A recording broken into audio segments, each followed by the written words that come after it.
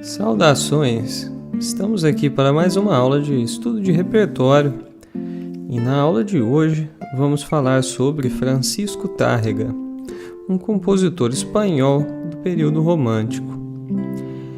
Tárrega é reconhecido por suas grandes obras, como Recuerdos de la Alhambra e Capricho Árabe. É conhecido ainda como o pai do violão clássico, dado sua importância na história do instrumento. Tárrega compôs cerca de 80 peças originais para violão e realizou 120 transcrições, para si mesmo e para seus alunos. Enquanto criança, Francisco Tárrega acidentou-se e feriu os olhos, o que motivou seu pai violonista a arrumar 2 professores de música para assegurar que conseguiria trabalhar no futuro. Mudou-se aos 10 anos de idade para Barcelona para estudar com o violonista Julián Arcas e também para estudar piano. Fugiu de casa algumas vezes para tentar uma carreira como músico, mas com 22 anos entrou no Conservatório Real de Madrid com um instrumento recém-feito por Antônio Torres, o que mudaria para sempre a história do violão.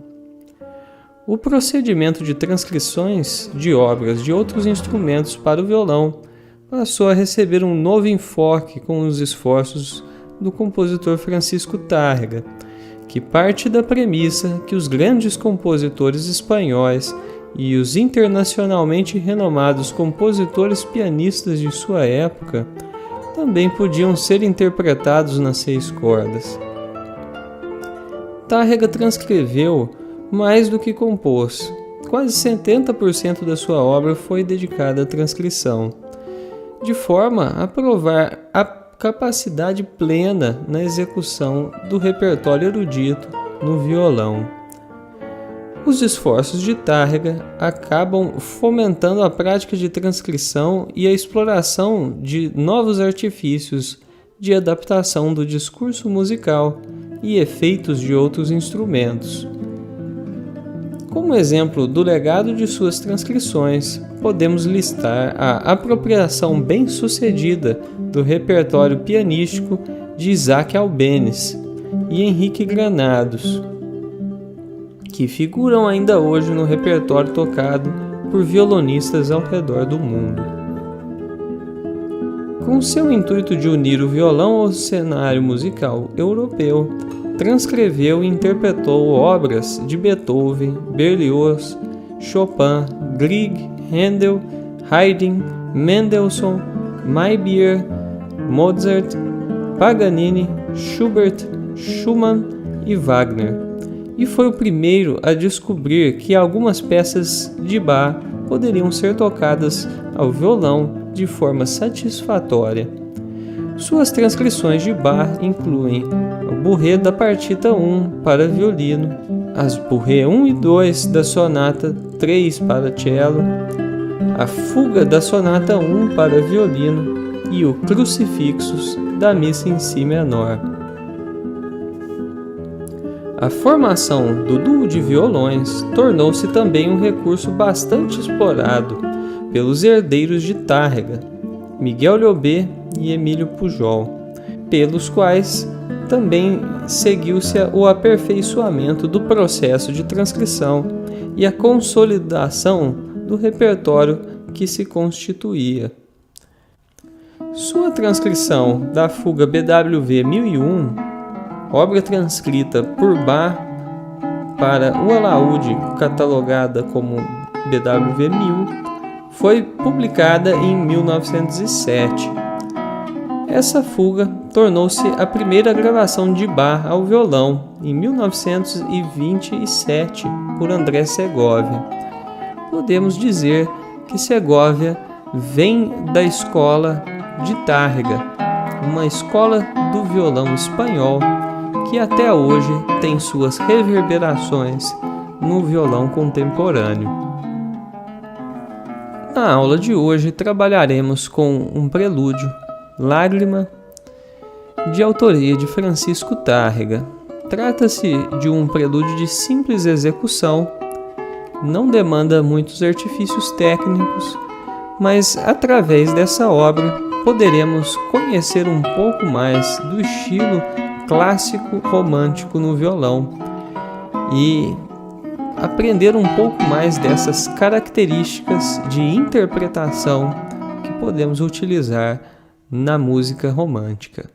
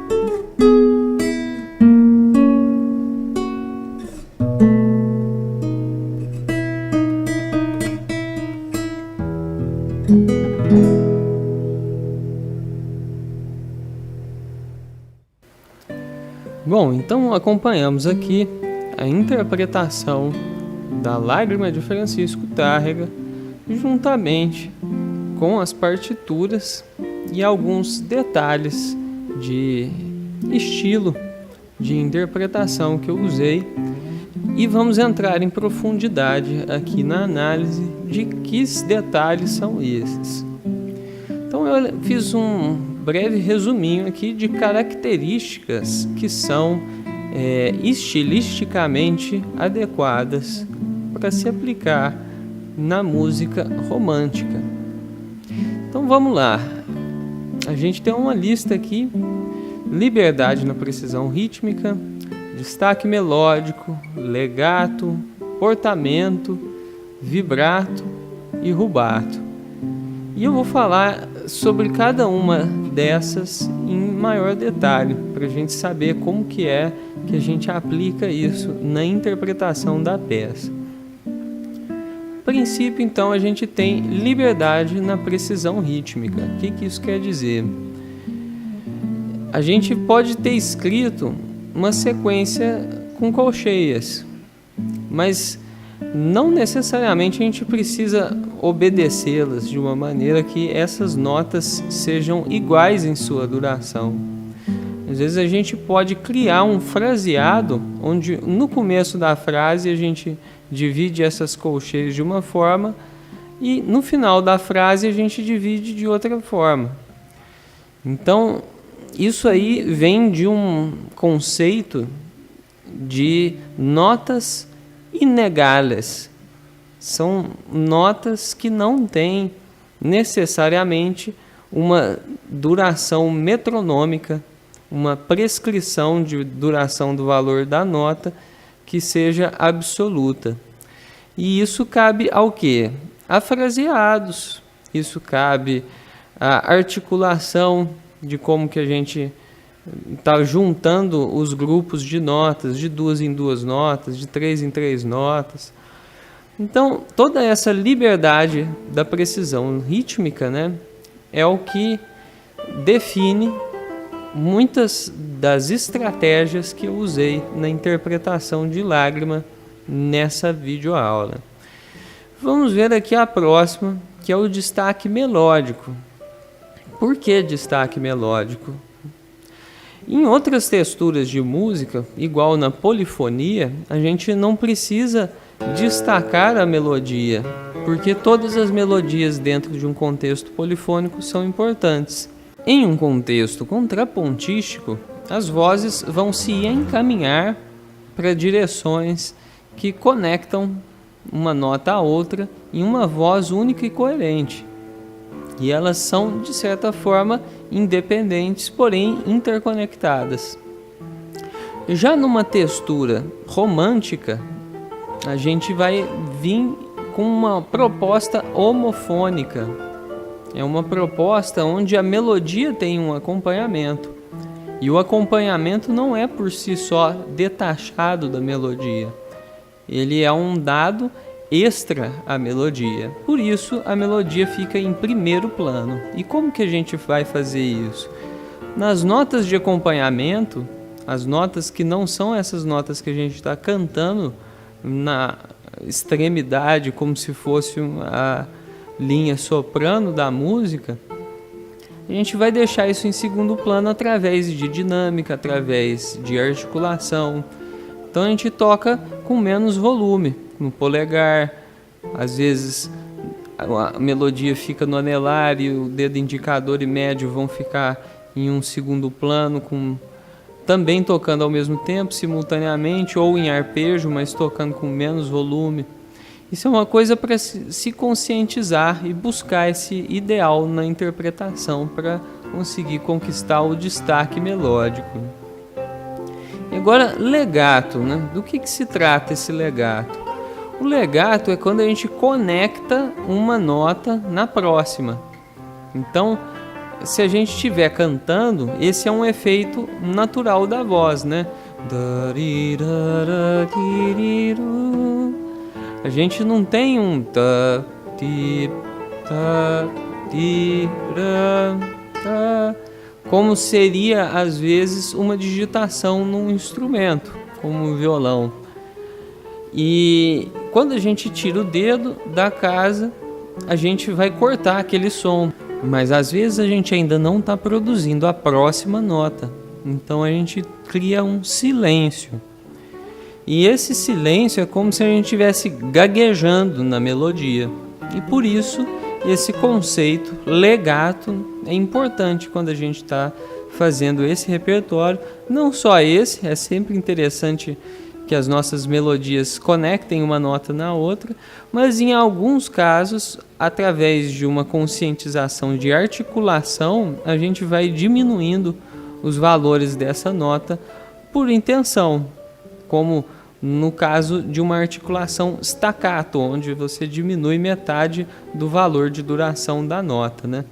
Então, legato e staccato são o quê? São formas de articular notas, onde o legato é 100% do valor determinado, quer dizer, vai de uma nota a outra sem silêncio, e o staccato tem metade do silêncio.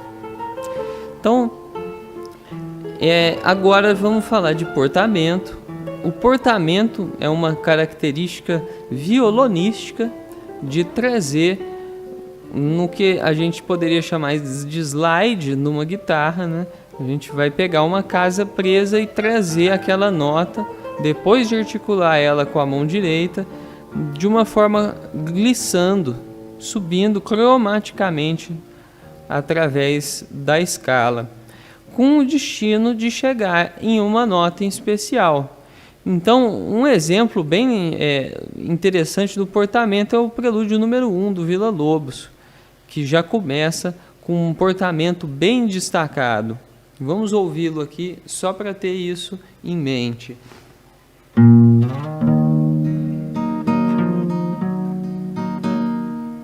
Então, essa é a nossa capacidade de emular um glissando, se a gente tivesse na voz, né?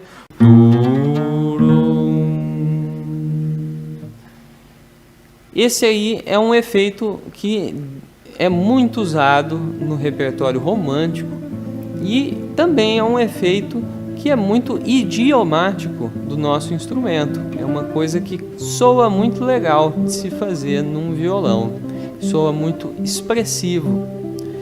Então, esse foi o portamento. Vamos saber mais agora sobre o vibrato. O vibrato é atingido através de um movimento de mão esquerda que vai suavemente variar a entonação da nota. Vamos escutar aqui, ó. Uma nota com vibrato e agora uma nota sem vibrato, ó. Uma nota reta, perceba o sustain dela, quanto tempo ela dura.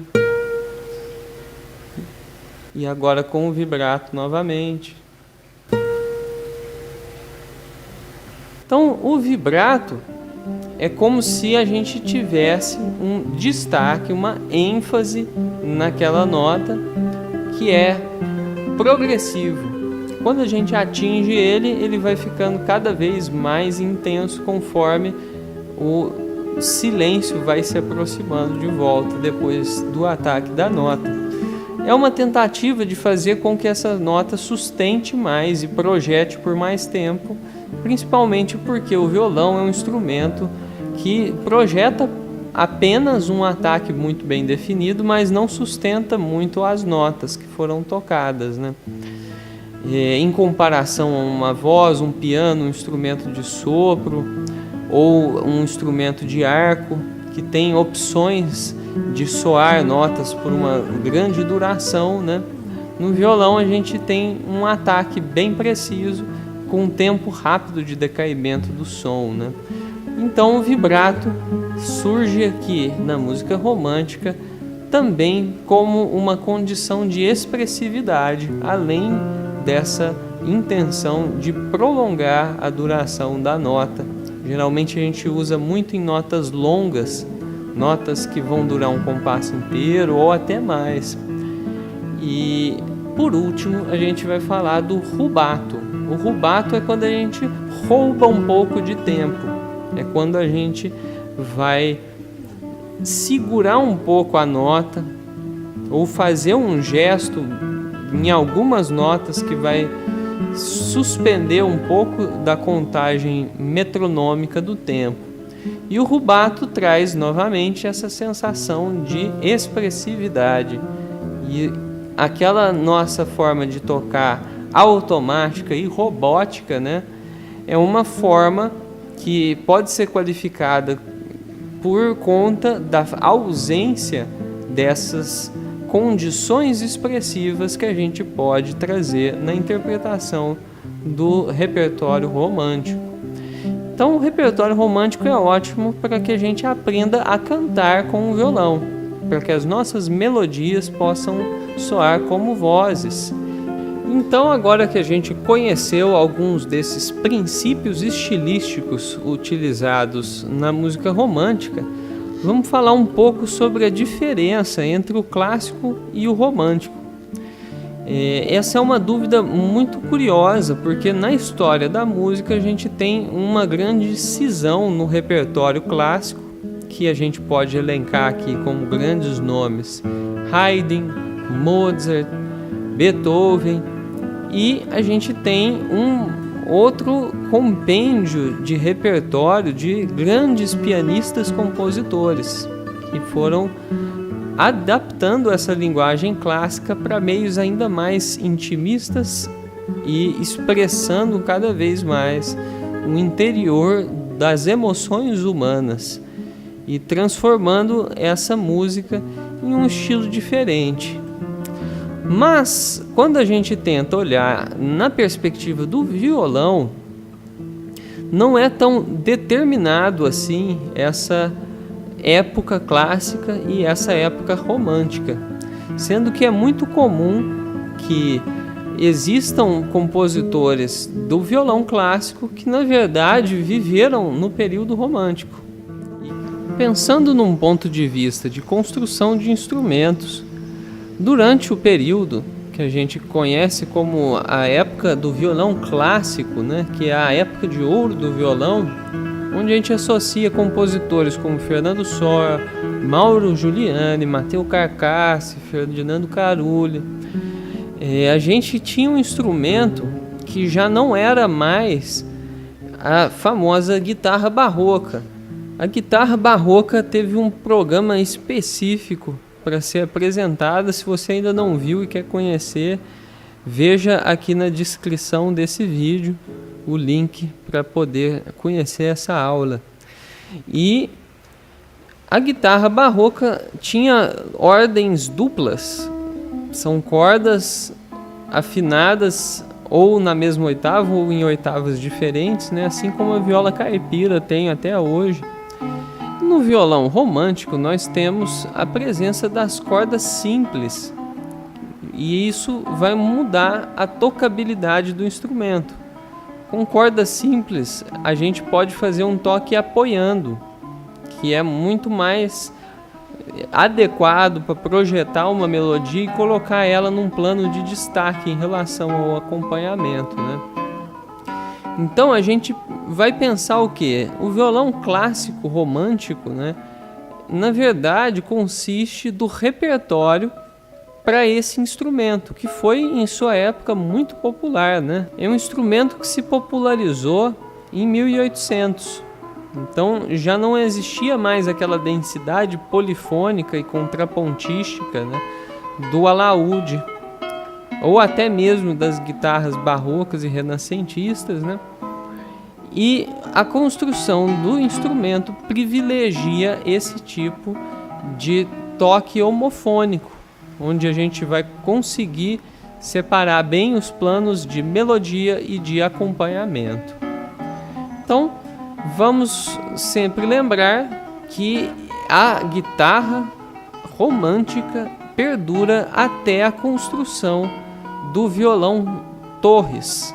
Então, Antônio de Torres foi um construtor de violão espanhol, um luthier, que inventou essa forma do violão moderno, que popularizou isso através da associação com o nosso tema da aula, Francisco Tárrega. Essa mudança inaugurou um novo período na história do violão. E aí a gente vai ter um repertório que ainda é um repertório romântico, mas é um repertório romântico tardio. Nessa fase do repertório romântico, é comum a gente ouvir um romantismo nacionalista, ou seja, através da composição, o compositor iria trazer um material temático da música folclórica da sua região, da sua nação, da sua pátria, incorporando isso na composição como uma parte fundamental da ambiência e da proposta poética e estética da obra. Então vamos pegar aqui um outro exemplo, né? Novamente o Villa-Lobos. O Villa-Lobos esteve com um violão moderno já, compondo em uma poética nacionalista. A gente classificaria ele como um compositor romântico nacionalista. O Tárrega também, através do imenso trabalho com as transcrições, enaltecendo as grandes obras pianísticas dos seus compatriotas espanhóis, né? E em suas próprias composições também, trazendo essas influências da música espanhola e popularizando isso no mundo inteiro, né? A gente tem essa fase do romantismo tardio, um romantismo nacionalista, com o violão moderno, como a gente conhece hoje, com as 6 cordas simples, afinado em quartas, né? E com esse formato do violão clássico, que até hoje perdura, apesar das diferentes formas de instrumentos alternativos que vêm sendo tanto reinventados, né, quanto redescobertos a partir de instrumentos anteriores como o alaúde ou a guitarra barroca, né? Então é isso, a gente fez aqui uma grande exposição teórica sobre o estilo romântico, um pouco da sua história, um pouco da associação entre esse repertório clássico romântico e a sua associação com a guitarra romântica e posteriormente o violão moderno e esse nacionalismo que acometeu o período romântico tardio. E agora vamos na prática aqui entender melhor como funciona a execução de Lágrima de Francisco Tárrega.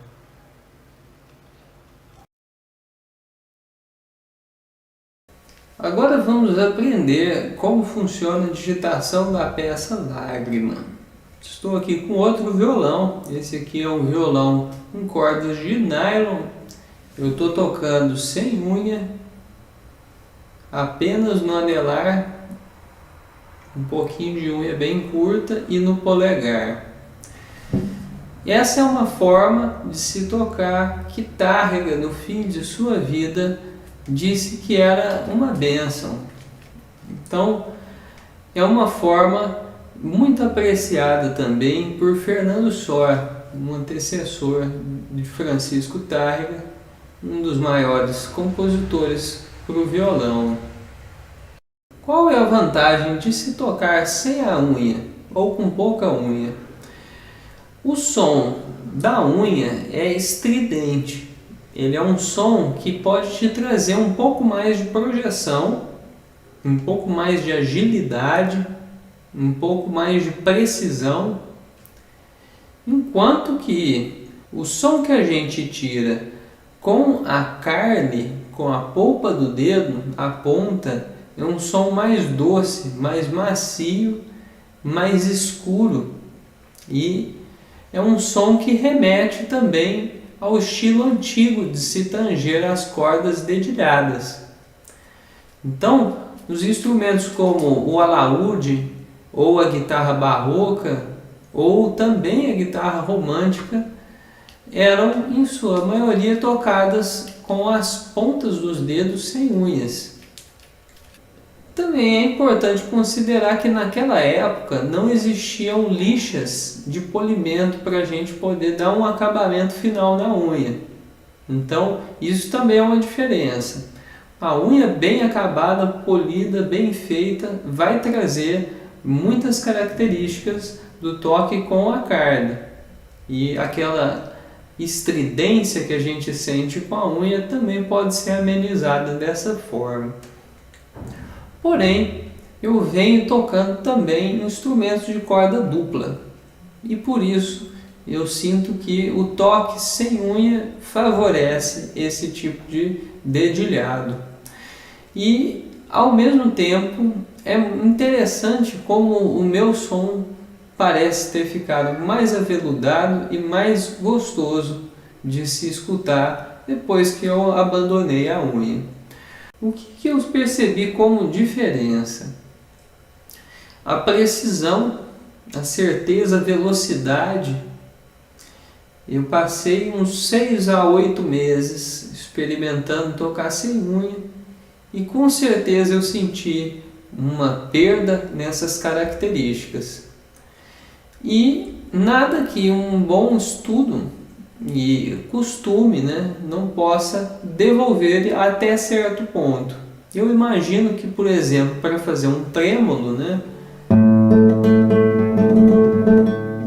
a gente teria muito mais facilidade para fazer com a unha, porque é um toque que demanda precisão e agilidade, né? A gente perde um pouco disso ao privilegiar a qualidade de som quando a gente tira a unha e toca só com a ponta, né? Vamos agora pensar na digitação que a gente vai aplicar nessa peça. Para começar, a gente vai abrir Sol sustenido, Mi e intercalar aqui com Si solto. esse si solto a gente percebe que está sempre acontecendo aqui. Então a gente vai tentar tocar ele um pouco mais baixo, de forma a dividir melhor essa polifonia, que está a 3 vozes, tem movimentos em 3 registros independentes.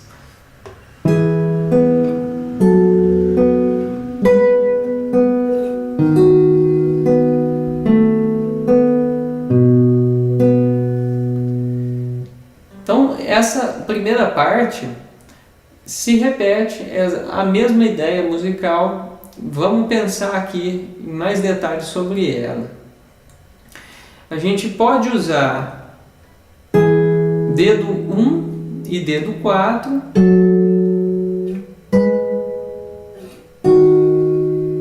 para fazer todas essas notas nas cordas 4 e corda 1.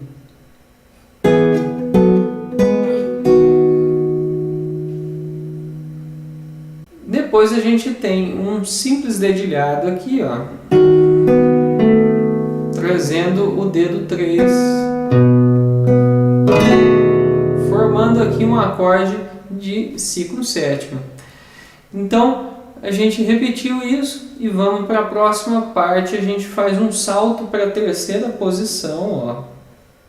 Na terceira posição nós vamos ter aqui um Mi. Vamos ter também Dó sustenido, casa 11 da quarta corda. E aqui a gente pegou na pestana um Mi.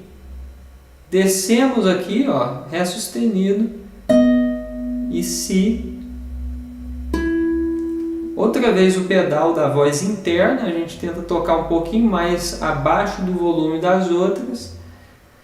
Vamos trazer aqui para a casa 7 a pestana e o dedo 4 acompanha na mesma forma. Ele vai ficar na casa 9, Dó sustenido e Lá. E aquele pedal que a gente estava fazendo em Mi veio para Fá sustenido. Então perceba como é interessante aqui o deslocamento de planos.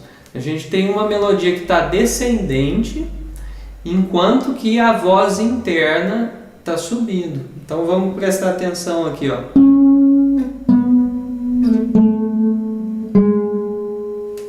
No baixo a gente está descendo.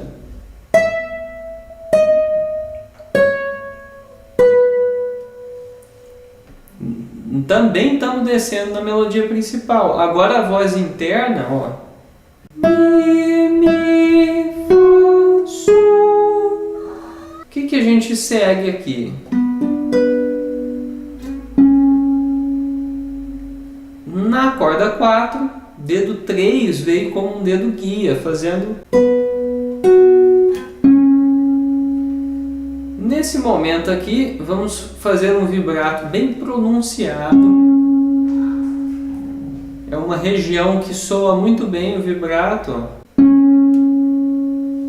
Corda solta, 11ª aqui no Fá sustenido.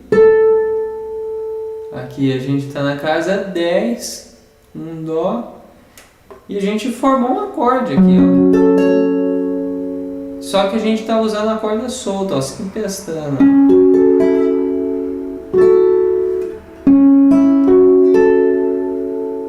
Agora vamos vir de volta com o dedo 3 e encontrar aqui na casa 9, com o dedo 4 também na casa 9 da segunda corda, um Si e Sol sustenido. A gente vem com a corda solta, fez aqui a pestana, a gente vai ter casa 3 aqui no Lá sustenido,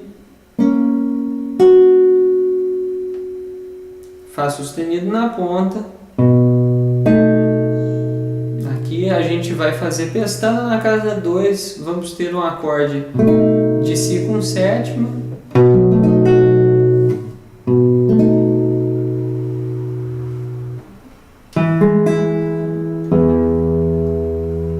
Vamos acabar aqui no Mi e o baixo depois. Isso é muito comum, a gente ter o gesto de oitavação no baixo, muito pertinente, principalmente no instrumento de corda dedilhada como o violão. Essa daqui foi a parte A, e agora a gente vai ver uma modulação. A gente estava em Mi maior e aqui a gente veio parar em Mi menor. Olha só a diferença, armadura de clave. No Mi maior a gente vai ter todos esses sustenidos e no Mi menor a gente vai ter Fá sustenido. A gente vai começar aqui com o Sol e fazer o portamento, ó. Começa aqui com o dedo 2, ó. Nós vamos ter Si e Mi sols. Traz até a casa 8, ó, no Dó. Rapidamente eu já volto aqui, mudando um pouco essa figura, né? A gente tem colcheias aí, mas eu faço uma roubada de tempo aqui, uma pontuada nesse portamento, ó. E aí a gente tem uma corda solta, um acorde de Si com sétima, a ponta com Fá sustenido foi para Sol, e agora a gente vai ter um contracanto aqui ao resolver essa ideia.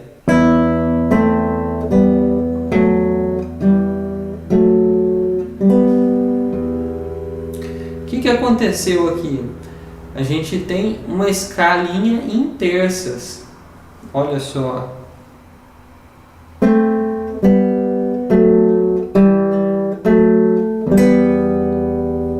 Aqui vamos ter outra troca de posição. Vamos para a terceira posição, pegar o Mi lá na ponta outra vez. Além da gente chegar aqui na 12ª, a gente vai pegar a casa 7. A casa 7 aqui é um movimento já um pouco estendido, porque o natural seria a gente ter uma casa por dedo, né? Só que aqui a gente vai vir da casa 9 para a casa 7 e a gente vai ter esse movimento aqui, ó, Lá, Fá sustenido e Si. Enquanto isso, aqui na melodia da primeira corda, Mi, Dó, Lá, Fá. Então vamos juntar isso e tocar com o mesmo peso essas duas melodias, porque nenhuma nem a outra é mais importante. Aqui a gente tem um contraponto em tempos diferentes, com duas melodias soando independentemente, ó.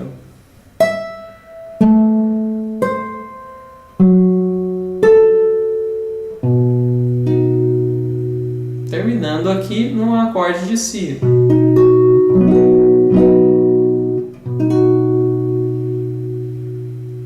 E aqui a gente tem um pequeno complemento.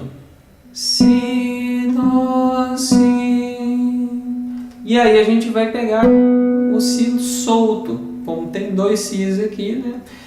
Por quê? Isso é uma coisa muito inteligente aqui por parte do pensamento violonístico, ó.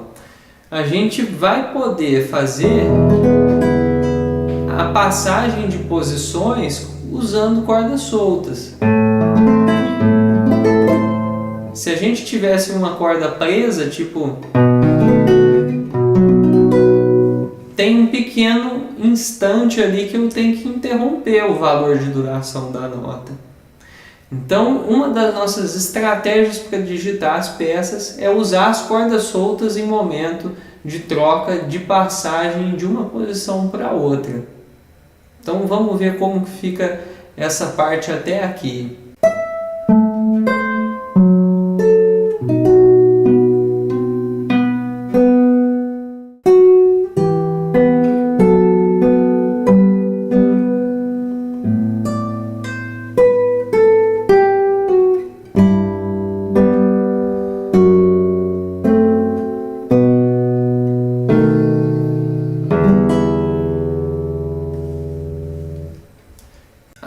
como a gente fez no início, um dueto entre a primeira e quarta cordas, vamos fazer essa mesma ideia em Mi menor. A mesma noção da melodia superior. Tá movendo Sol, Lá, Si. Só que dessa vez o Sol não é sustenido. E da mesma forma aqui na quarta corda, né? Aqui o Fá continua sustenido, mas o Sol não. Temos um baixo aqui em Lá solto, ó. E como é que eu estou vindo nessa escala aqui, ó? Fiz um ligado aqui, ó,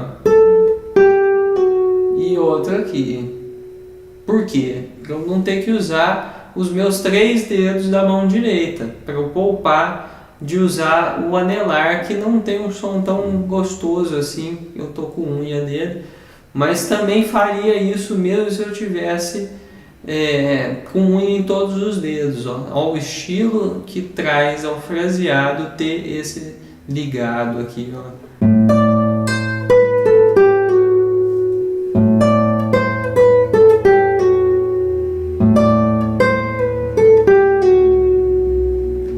Posicionei ele aqui de formas diferentes para a gente experimentar.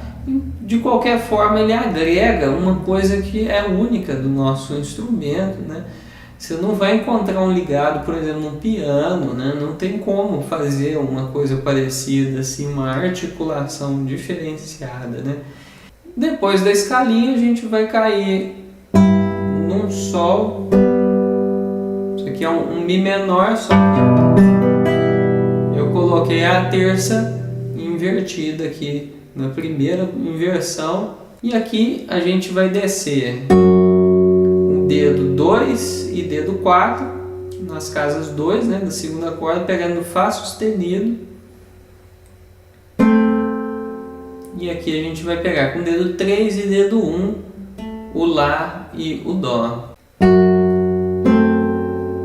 Aqui a gente vai ter um acorde muito tenso, né? Um acorde diferenciado, um acorde de Fá sustenido diminuto. Esse acorde de Fá sustenido é diminuto por quê? Então aqui a gente tem Fá sustenido até lá, uma terça menor, né? Aqui no caso está uma oitava acima, né?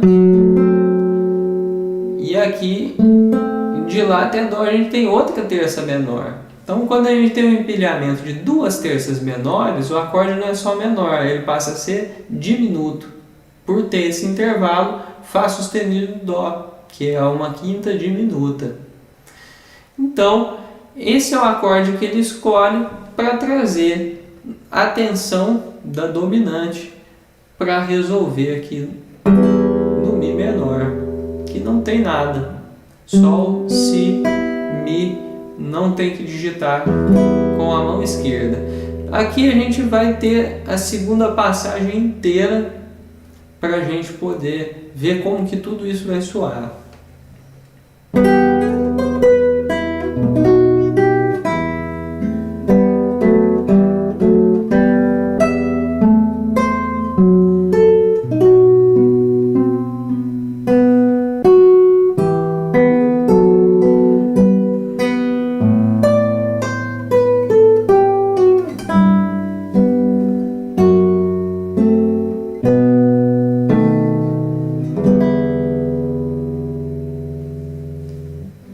Temos um sinalzinho de ritornelo aqui, então a gente vai ter também o ritornelo na parte A. Parte A 2 vezes, parte B 2 vezes e de volta para a parte A uma última vez para a gente terminar a peça.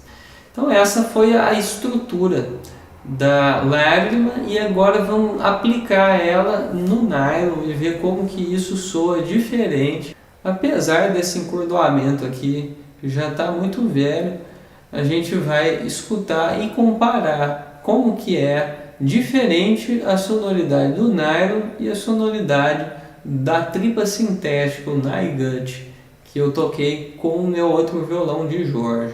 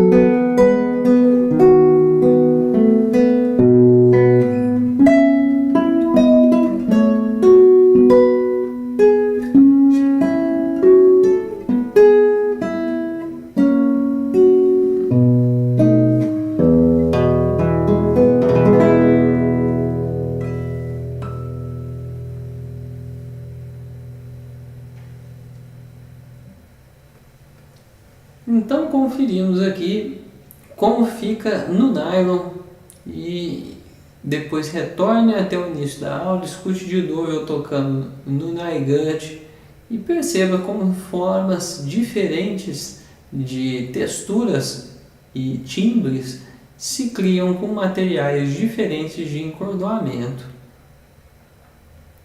E é isso, para a aula de hoje vimos bastante conteúdo a respeito de tárrega, como interpretá-lo com um estilo romântico e detalhes de digitação, de como tocar lágrima. E é isso, espero que seja de grande proveito para que a gente possa cada vez mais se aproximar do repertório violonístico clássico e entendê-lo para podermos nos apropriar dessas maravilhosas composições da história da música para incorporar em nosso próprio repertório. Bons estudos e até a próxima aula de estudo de repertório.